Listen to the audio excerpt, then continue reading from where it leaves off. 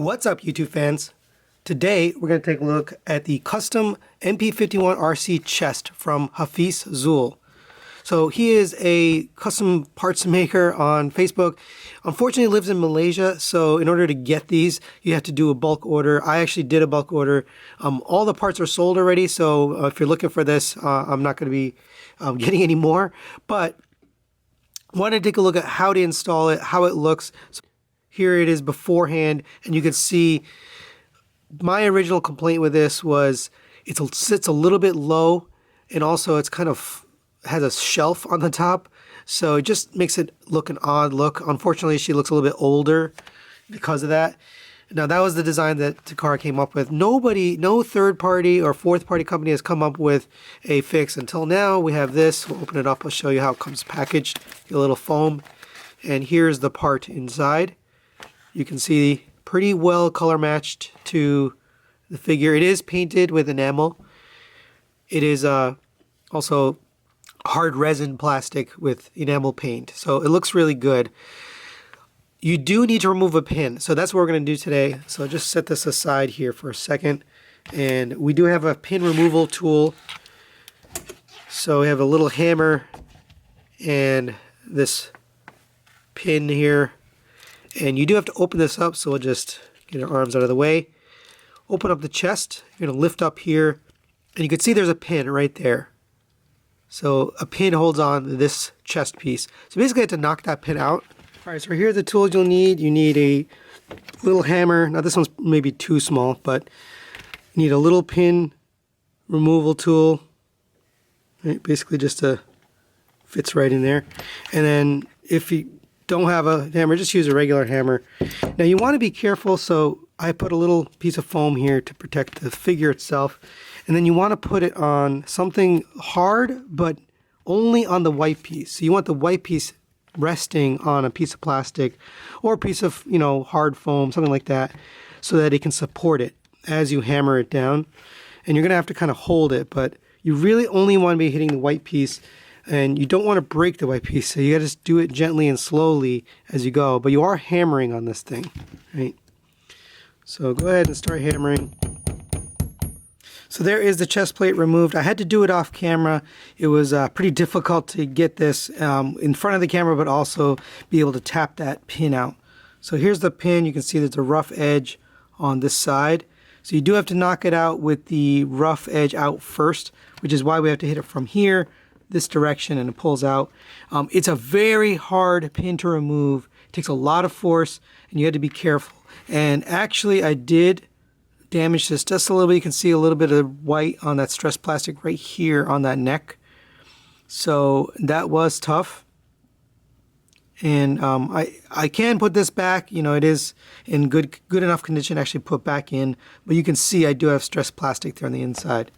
And just to show you kind of how it looks compared to the new one, here it is. So pretty good color matching here on the paint that he chose.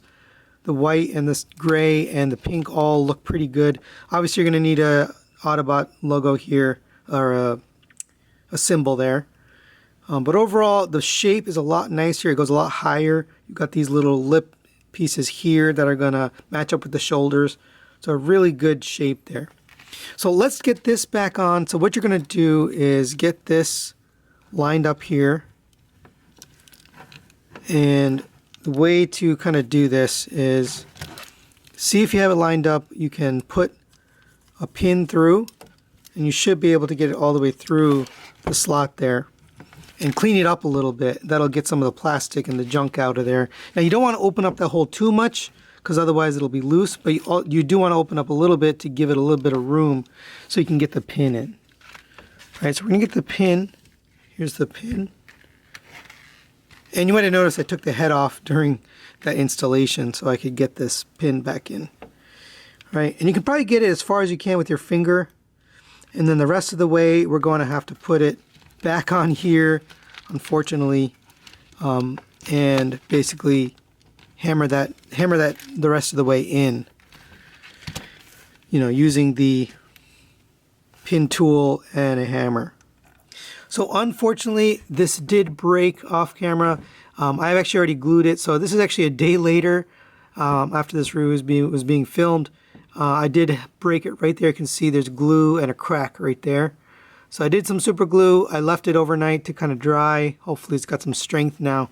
But unfortunately, because of the way this is designed, it's very hard to get it back in here. So I recommend when you put this in, if you are doing this installation, you clear some of the material a little bit. Not too much, just enough to make sure that you can get the pin back in. Otherwise, you're going to have some stress on that piece of plastic. So again, we're going to put this through, make sure it fits, and then we're going to put the pin in. All right, so we got that pin pretty much flush now. And avoid moving this up and down if you can. It is supposed to rotate on that joint, but that's where it broke. Anyway, we're going to get this retransformed. Got to get her back in first, and then we're going to take this part. This is going to slide down over the top, and this piece is going to sit down on top, and then you're going to get the chest and the neck pushed in, and then tab the chest in there. All right, so that's what it's going to look like. We'll get the head back on here. I popped it off for transformation or for doing the work. But there you go. There is Arcee with her new upgraded chest. Here's the old one, so you can see the improvement. You can still move the arms. The arms you can still cross over the chest like you could before, so that still works as you would expect. The neck still works here. You can transform it into the vehicle mode. Let's just undo this carefully. I don't want to break it again. So we'll open this up. Here's the top of our hood. Get that unpegged just for the purpose of showing you what it's going to look like. We'll get this up into here. And there you go. There's the front of the vehicle. Not too shabby for a custom. There is a little bit of a gap there. I mean, I don't have it completely transformed right anyway, but there is a bit of a gap between, and it's not going to be perfect fit, right? This is a custom part, but still pretty darn good. The color matching is pretty good. The shape overall is pretty good.